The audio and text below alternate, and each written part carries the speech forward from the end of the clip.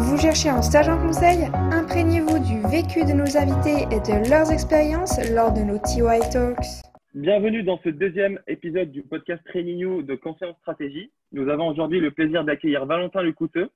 Bonjour Valentin et merci d'avoir accepté notre invitation. Bonjour. Premièrement, je vais te demander est-ce que tu peux te présenter? Alors bonjour à tous, je m'appelle Valentin Lecouteux. Moi je suis ex-consultant chez McKinsey. J'ai passé plus de 7 ans chez eux. J'ai démarré comme stagiaire et puis je suis allé jusqu'au grade de senior manager entre 2013 et 2021. D'accord, très clair. Alors je sais que tu as fait l'ESSEC. Pendant tes années à l'ESSEC, qu'est-ce qui t'a poussé à choisir le conseil en stratégie? Je pense que ça s'est fait via une discussion qu'on avait eue avec Capgemini. J'avais fait un projet à Singapour où on avait fait une sorte de petit projet de consulting avec eux. Et puis, on avait pu essayer de comprendre leur méthode, parler à des consultants. Et puis, en revenant à Paris, après Singapour, j'ai commencé à rentrer dans les process de recrutement. Et puis, de fil en aiguille, je suis arrivé chez McKinsey après quelques mois de préparation. D'accord, très clair. Donc, si je comprends bien, à l'époque, tu avais passé plusieurs cabinets. Qu'est-ce qui t'avait poussé à choisir McKinsey par rapport à d'autres cabinets à l'époque? Alors, c'est pas tout à fait un choix dans le sens où effectivement on serait dans un supermarché et on prendrait celui qui nous plaît. Je pense que c'est vraiment un chemin. Moi, j'avais une approche où j'essayais de contacter quelqu'un dans chacun des cabinets qui m'intéressait. Donc un ancien consultant ou un consultant actuel, de préférence qui a été passé par l'ESSEC, c'était plus simple. Et puis, j'essayais de rentrer en discussion avec lui pendant une petite demi-heure par téléphone pour essayer de comprendre ce qu'il faisait, comprendre l'état d'esprit, savoir s'il me répondait. Ça me donnait un bon proxy de l'état d'esprit, un peu des gens dans la boîte, aussi un bon proxy du besoin en consultant à l'instant T où moi je passais mes entretiens. Et puis ensuite, quand je me suis préparé, là, une fois que je commençais à voir des tours qui avançaient, quelques offres qui se concrétisaient, là, je redemandais ensuite une sorte d'entretien de cultivation, donc on appelle ça comme ça, avec les cabinets pour essayer là de me faire un avis personnel au-delà du classement des cabinets qui, lui, est officiel pour essayer de savoir celui qui me correspondait le plus. D'accord, très clair. Les personnes, comment tu faisais pour contacter les personnes avec qui tu discutais? Est-ce que tu passais par exemple par LinkedIn en faisant du cold mailing? Comment ça se passait dans les faits? Exactement, 100% LinkedIn. 100% LinkedIn. D'abord une connexion, ensuite un message. En général, les anciens sont assez ouverts pour faire ça. Ça fonctionne bien. Il faut parfois en cibler plusieurs, mais il y a un bon taux de retour et on arrive toujours à parler à une ou deux personnes qui sont dans le cabinet qu'on essaye pour lesquelles on essaye d'avoir un entretien. D'accord. Alors, ça remonte un peu tes années de préparation. Donc, est-ce que tu te rappelles de comment tu t'étais préparé pour les entretiens de conseil en stratégie? Oui, je me rappelle assez bien. Moi, j'étais parti sur un binôme que j'avais rencontré à Singapour d'ailleurs à l'ESSEC. Je pense que c'est important d'avoir un binôme pour se préparer. Et quand je dis se préparer, c'est que à tous les cas, on les a fait ensemble. En mode, l'un est un intervieweur et l'autre est l'interviewé pour vraiment se préparer. Et donc, il y avait un temps de préparation de 5-10 minutes comme un cas normal, un temps de fit, un temps de calcul, un temps où on présentait le plan. Et donc, on progressait beaucoup plus vite, je pense, à la fois grâce aux cas qu'on avait pu découvrir dans les livres, dans les casebooks des universités américaines, ou aux cas qu'on avait vraiment passés dans les entretiens. Ce qui fait qu'on avait une banque de cas réels assez grande. Et comme, en fait, il n'y a que 5 ou 6 grands cas en consulting, une fois qu'on les a fait plusieurs fois, je dirais que quel que soit le sujet, quel que soit l'intervieweur, il y a une performance de base qui était assurée. Et ensuite, il fallait un petit peu briller les jours J, avoir une connexion avec la personne. Donc, je pense que c'était un peu ça les grands ingrédients qui ont fait que ça a fonctionné pour nous. Très bien. Alors, tu as connu les processus de recrutement en tant que candidat, mais aussi en tant qu'intervieweur. Est-ce que tu peux nous décrire le processus de recrutement de McKinsey et nous donner ton avis dessus? En tant que candidat ou en tant qu'intervieweur? Les deux, si possible. Alors, il a un petit peu changé à travers le temps. En tant que candidat, moi, quand je suis rentré, il y avait des cas classiques et aussi ce qu'on appelait le PST, c'était le Problem Solving Test, qui maintenant n'existe plus, puisque c'était un test très quantitatif, un peu à la mode du GMAT, et qui finalement était non discriminatoire. C'est-à-dire qu'une très bonne note ne permettait pas de rentrer, une mauvaise note ne suffisait pas à exclure la personne, puisque c'était vraiment du calcul et presque du bachotage, pas très, qui révélait pas grand-chose sur la capacité d'un consultant. Donc, ils l'ont enlevé. Donc, ce qui fait que j'ai eu ça, moi, à l'époque, plus les cas. J'ai eu 4 tours avec différents grades, managers, jeunes partenaires, jusqu'à partenaires et directeurs, condensé à peu près sur 6-7 semaines, avec des feedbacks entre les deux sur ce qui s'était bien passé, ce que je devais améliorer, les choses auxquelles je devais faire attention pour les prochains interviews. Donc ça, c'est sur l'aspect candidat. Sur l'aspect intervieweur, moi, j'ai fait beaucoup d'interviews. Ensuite, à partir du grade de manager, on se met à faire ça chez McKinsey. Donc, j'en ai fait moi pendant 2 ans et demi. Et là, sans surprise, la grille est assez évidente. C'est des choses sur l'entrepreneuriat, rien d'exceptionnel, mais je dirais que l'idée, en tant qu'intervieweur, et je l'ai vraiment senti, c'est il y a facilement les 2 tiers des candidats qui font des grosses erreurs et qui s'éliminent presque tout seuls. Des erreurs de calcul à plusieurs reprises, des erreurs de plan où ils oublient des grands aspects du domaine. Ceux-là, les 2 tiers sortent. Et ensuite, il reste un tiers où là, effectivement, ça peut être plus du fit. Est-ce que le job a été fait sur se renseigner sur le cabinet? Qu'est-ce qu'on connaît? Aussi, bien sûr, une petite part de chance et voilà, d'attention le jour J. Mais je dirais que la principale chose, c'est de ne pas se faire exclure dans les processus pour voilà, éviter les grosses erreurs que pas mal de candidats font pour avancer dans le processus. Très bien, merci beaucoup pour ces précisions.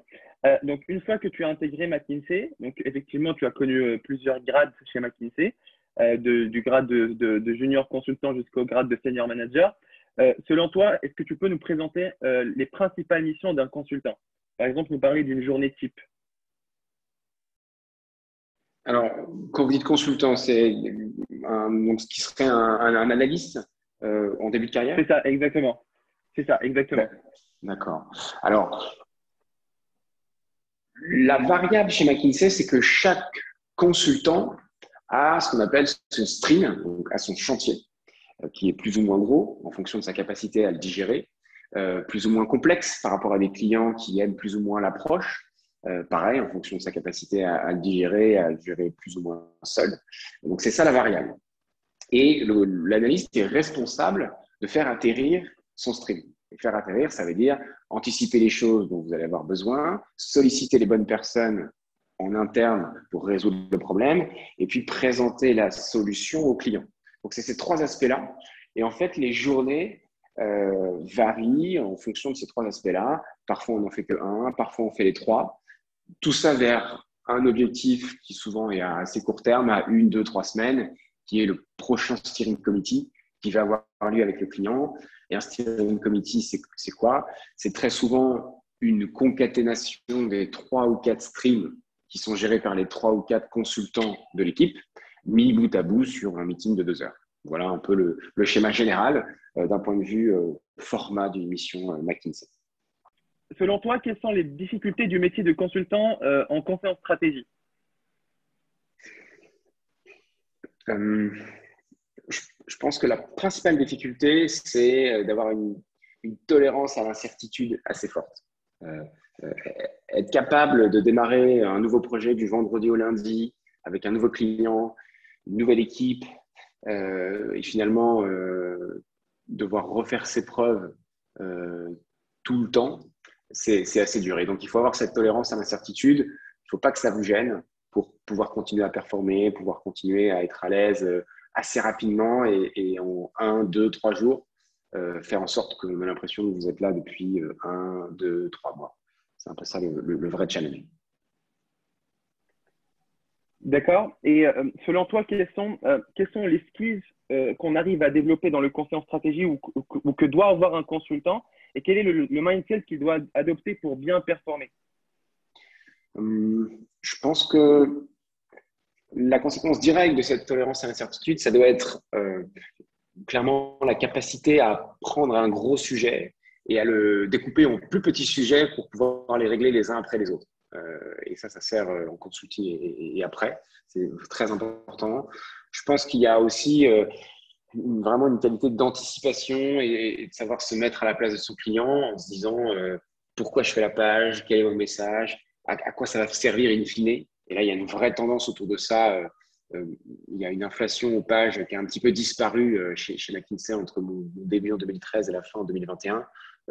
On est plus sur des pages qui sont utiles pour prendre des décisions, provoquer des changements chez le client. Donc ça, il faut savoir le faire, vraiment se mettre à sa place du client et finalement pas travailler pour son manager, mais travailler pour le client quand on est consultant. Et dernière chose, je pense qu'il faut aussi ne pas oublier ce qui nous plaît en tant que consultant et se dire, très bien, dans les premières années, je suis là pour apprendre des méthodes, des processus. Bon, une fois que ça est acquis, au bout d'un an, il faut basculer sur un petit peu du contenu et se dire, très bien, quelle est l'industrie, quelle est la practice qui me plaît et dans lequel finalement je vais être heureux parce que je développe de l'expertise et confère ce que j'expliquais tout à l'heure sur la relation client, la capacité à être autonome. Plus l'expertise est forte sur un sujet, plus vous travaillez énormément de fois sur pas le même client, mais la même industrie, vous allez démarrer plus haut au départ et donc vous allez arriver plus loin avec votre client, vous allez avoir plus de confiance et donc ça sera plus facile pour mener des discussions plus intéressantes et accéder à des gens plus seniors et finalement faire ça plus facilement que redémarrer à chaque fois de zéro dans n'importe quelle industrie. Très clair. Une dernière question sur le contenu du métier en lui-même. Est-ce que tu peux nous parler de projets qui t'ont marqué, de un ou deux projets qui t'ont marqué durant tes années chez McKinsey, sans donner de nom, bien sûr. Je pense qu'il y a un projet qui était intéressant que j'ai fait. C'est un acteur de la livraison de colis qui allait être racheté par un autre acteur de livraison de colis. Et la fusion allait avoir lieu 9 mois plus tard. Et notre rôle, c'était d'augmenter les EBITDA de l'année N pour qu'ils soient revendus plus cher en année N+1 lors de la valorisation financière. Et donc, on a visité leurs entrepôts de triage un par un. Il y en avait 70 en France. On les a tous visités pour les optimiser. Ensuite, on a visité tous les entrepôts pour livrer les différentes lettres et colis, s'assurer qu'ils étaient bien tagués. Donc, c'est vraiment à la fois une sorte de book général avec toutes les méthodes qu'il fallait appliquer et une application réelle dans les usines, une par une, et un pilotage des économies faites semaine après semaine. Et pour à la fin se traduire sur une valorisation financière. Donc ça, c'était assez concret. Et effectivement, deuxième mission qui est vraiment intéressante, je pense. Moi, j'en ai pas fait beaucoup, mais j'ai fait quelques due diligence intéressantes qui se sont traduits par des achats, in fine. J'ai notamment fait une due diligence sur les hologrammes de sécurité dans notamment les passeports, les billets de banque, des choses comme ça. Et donc, voilà, très rapidement, en 3-4 semaines, on monte en compétence sur un sujet vraiment qui est sur une tête d'épingle, avec une grosse équipe. Et voilà, on est tout de suite mis dans la soute. Il faut délivrer un message assez rapide au client, avec une vraie direction, mais aussi des faits. Et j'ai bien aimé ce processus de collecter les choses vite et bien, et de se faire un avis et d'arriver à naviguer, même en n'ayant pas tous les faits. Et ça, c'est une constante. Arriver à prendre des décisions alors qu'on connaît que 80% de l'environnement, c'est une skill assez importante. D'accord. Tu as parlé de due diligence. Justement, comment tu arrivais à faire cette montée en puissance en si peu de temps, donc en 2-3 semaines? J'ai surtout fait des due diligence en tant que manager et pas vraiment en tant que consultant. Je pense que là aussi, il faut travailler sur sa tolérance à l'incertitude et se dire, je ne connaîtrai jamais tout sur le marché. Toujours se rappeler de ce qu'on cherche. Voilà, quelle est la page in fine que je cherche à faire, quel est le point que je cherche à prouver, à démonter, et essayer de collecter des faits plutôt que de lire les rapports de la page 1 à la dernière. Donc, c'est plus une approche du dictionnaire où on va piocher à l'intérieur que d'un livre qu'on lirait de la page 1 à la page dernière. Ça, c'est assez important. Et ensuite, effectivement, il faut savoir, c'est paradoxal, mais prendre des temps de pause pour un peu digérer l'information et se dire, bon, voilà ce que je sais, faire son propre, un peu une sorte de sommaire personnel et se dire, voilà ce que j'ai appris, voilà ce que je ne sais pas encore, est-ce que j'en sais assez pour faire une page, qu'est-ce qui se passe si je viens avec ces informations au meeting, qu'est-ce que je réponds en cas de question. Toujours une sorte de stress test par rapport à ce qui se passera le jour du point final de tout ce que fait un consultant, le comité de direction et ensuite l'application. Ça, c'est une bonne jauge pour savoir si on est allé trop loin ou pas assez loin dans ce qu'on recherche. Très bien, merci beaucoup. On passe sur une question qui est un peu plus différente. Est-ce que tu peux nous parler de l'équilibre entre vie pro et vie perso et comment toi tu es arrivé à jongler entre les deux en passant d'un grade à l'autre? Ouais, je pense que sur cet équilibre vie pro, vie perso, en fait, je pense qu'il faut le combiner à d'autres critères, en fait, parce que il y a des missions qui, effectivement, sont reconnues être plus lifestyle, hein, c'est un peu le gros mot qu'on utilise avec chez McKinsey, plus lifestyle que d'autres. Mais les trois critères à prendre en compte, c'est est-ce qu'il y a des voyages ou pas dans le projet? Premier sommet du triangle. Deuxième sommet, est-ce que le projet est intéressant d'un point de vue contenu pour moi? Est-ce que j'aime l'industrie, le client? Voilà. Donc, voyage, contenu. Et troisième, est-ce que j'ai un bon lifestyle? Et c'est assez difficile d'avoir les trois points du triangle en permanence. Et donc, effectivement, en fonction des périodes, des missions, des objectifs que j'avais dans ma vie personnelle à côté, je pouvais effectivement aller sur des missions qui étaient moins difficiles d'un point de vue horaire, qui parfois m'intéressaient moins. Donc, du coup, je pouvais avoir un lifestyle intéressant. Dans d'autres moments, quand je savais que j'étais dans des grades de passage, je pouvais décider volontairement pendant 1 ou 2 mois, voilà, de vraiment me donner sur un sujet où je savais que je devais faire mes preuves, quitte à peut-être aller plus loin, voyager, pour aller vraiment sur l'expertise que je voulais développer. Donc, c'est un peu ça d'un point de vue, voilà, à chaque fois qu'une mission démarre, le consultant évalue la situation en fonction de cette triptyque. Et globalement, le lifestyle est plutôt bon dans le sens où je dirais que dans 80% des cas, vous êtes chez vous entre, je ne sais rien, 20h30 et 22h. Bon, voilà, c'est un job prenant, mais bien sûr. Ensuite, c'est les 10% des cas qui parfois sont en dessous, parfois 10% sont au-dessus. Et ceux-là peuvent être très en dessous. Vous pouvez finir à 15h si vous avez terminé le projet, et ça arrive parfois. Et vous pouvez finir beaucoup plus tard si le projet a été mal ficelé, si les informations arrivent vers la fin de journée et s'il y a un meeting important le lendemain, ça peut arriver. Ensuite, effectivement, il y a aussi des projets qui sont structurellement mal scopés et qui finissent toujours tard. En général, la roue tourne et c'est plutôt lié à des profils, des consultants qui finissent toujours tard ou d'autres toujours plus tôt, plutôt lié à des projets. D'accord. Une dernière question par rapport à ton expérience chez McKinsey. Maintenant que tu as exit le secteur du conseil en stratégie, est-ce que tu retenterais l'expérience si tu avais le choix ou est-ce que tu ferais les choses différemment? Non, je pense que je referai la même chose. Je pense que c'est une très bonne école pour apprendre à travailler sur des choses assez simples, en fait. Et bien sûr, il faut savoir, il n'y a pas de fétiche autour du consulting, mais c'est quand même une assez bonne école pour apprendre à faire des choses basiques qui serviront pour la suite. Il y a des choses simples, savoir écrire un mail, c'est pas évident en fait. Savoir écrire un mail, ça veut dire donner toutes les informations, ni trop ni trop peu, pour faire en sorte qu'il n'y ait pas 5 emails de retour derrière avant d'avoir la décision ou l'information dont on avait besoin. Savoir faire un Excel, c'est pas évident non plus. Toujours garder en tête qu'il doit être compréhensible par un client et pas simplement par soi-même.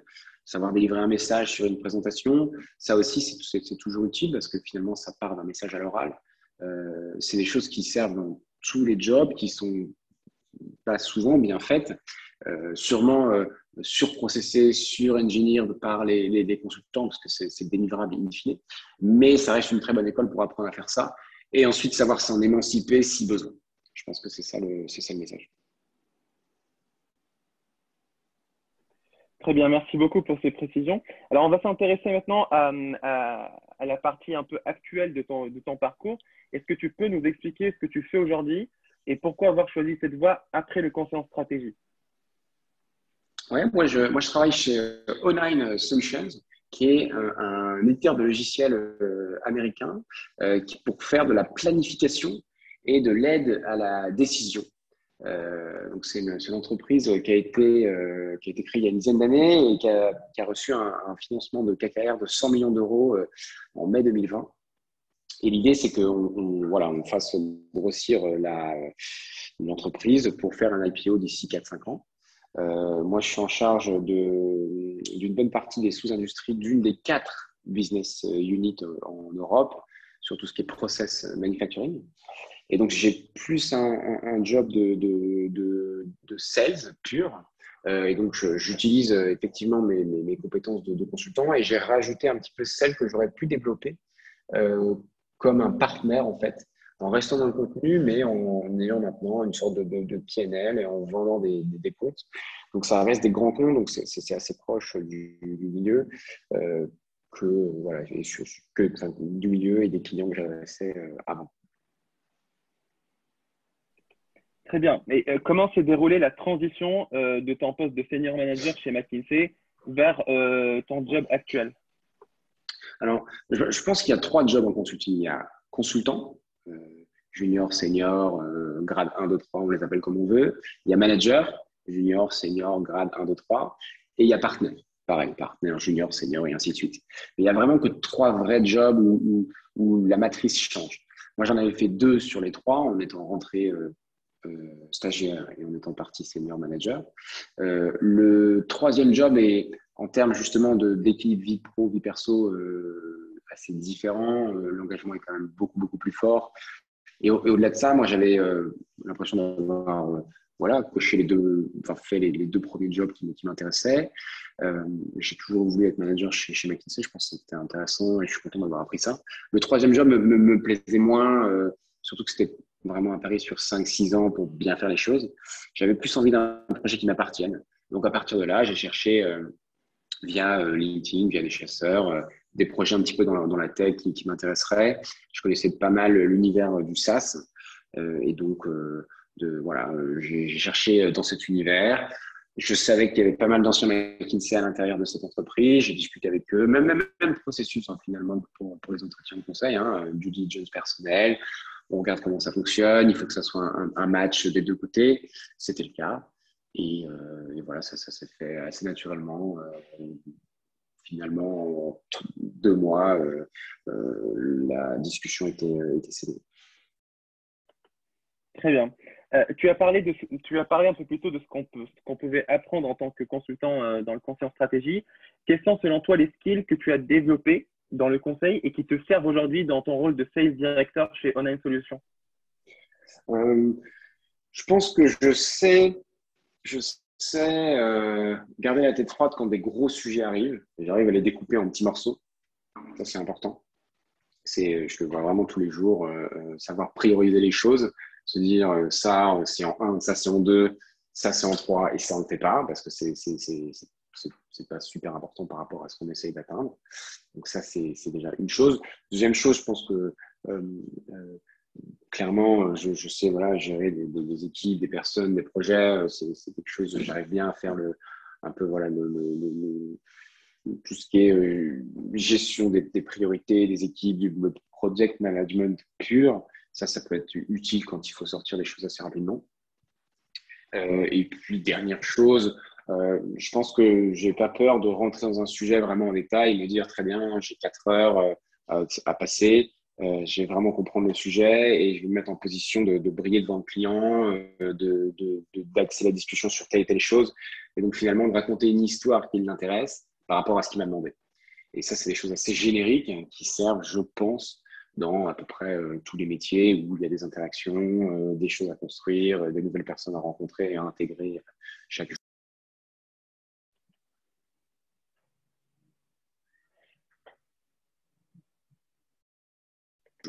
Très bien. Très bien. Pour la question suivante, je vais te demander de te projeter un tout petit peu. Comment tu vois la suite de ton parcours? Est-ce que tu penses qu'une fois qu'on est passé par le secteur du conseil en stratégie, on finit toujours par y revenir d'une façon ou d'une autre? Alors, je, pas sûr, ça dépend de ce qu'on cherche. Et je pense pas que ce soit bien sûr bien ou mal, hein, tout est possible pour ce domaine. Je pense que dès qu'on a trouvé son domaine d'expertise, on peut peut-être revenir en conseil en stratégie, mais non plus en étant consultant généraliste, mais peut-être consultant sur cette practice-là. Euh, et là, ça peut être en interne, en externe, en indépendant, peu importe. En revanche, je pense que l'approche consulting reste.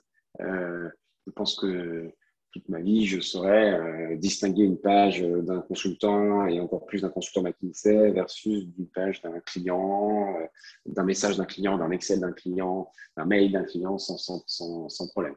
Donc, je pense qu'il faut en être conscient. C'est une manière de travailler. Euh, c'est aussi un luxe que les consultants se donnent, hein, avoir un temps plein pour faire un seul sujet, c'est un luxe que les personnes dans les entreprises n'ont pas. Ils ont plus de sujets, plus de clients, des priorités différentes. Et les voyants s'allument et s'éteignent au fil de la journée, alors que pour un consultant, il a un sujet, une tâche, une page à faire, c'est assez simple. Et finalement, il ne porte pas la responsabilité finale de la décision, ce qui est le cas du client. Donc, je pense que c'est plus une question de mindset. Si la personne veut la responsabilité finale, elle va quand même naviguer dans une entreprise directe, en corporate.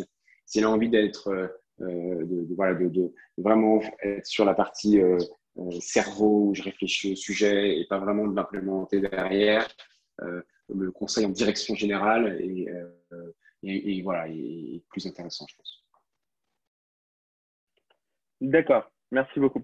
Alors, on arrive à la fin de cet épisode. J'ai une dernière question à te poser. Quels sont les conseils que tu donnerais à un étudiant ou à un jeune actif qui souhaite rejoindre le secteur du conseil en stratégie et plus spécifiquement McKinsey? Et quelles sont les erreurs, selon toi, à éviter durant la phase de préparation, durant la phase des entretiens, etc.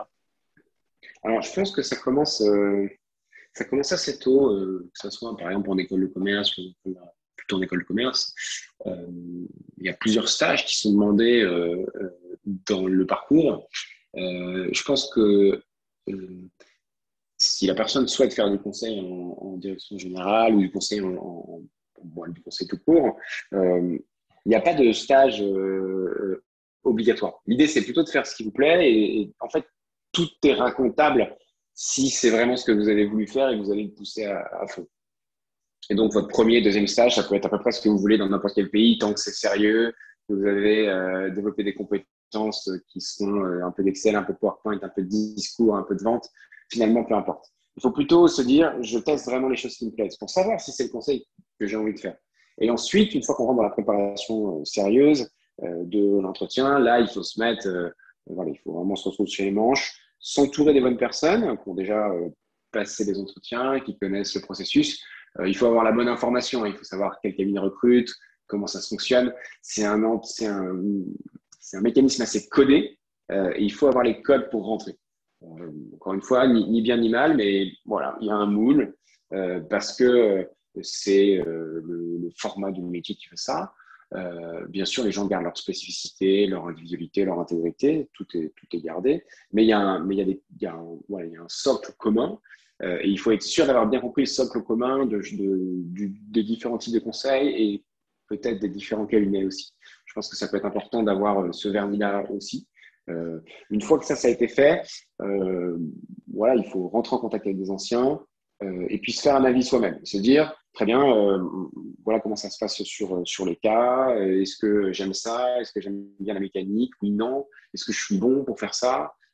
Sachant que le mode de recrutement et le format des cas est très différent en fait du format du job d'un consultant. Pendant les cas, ça va être une approche très stratégique.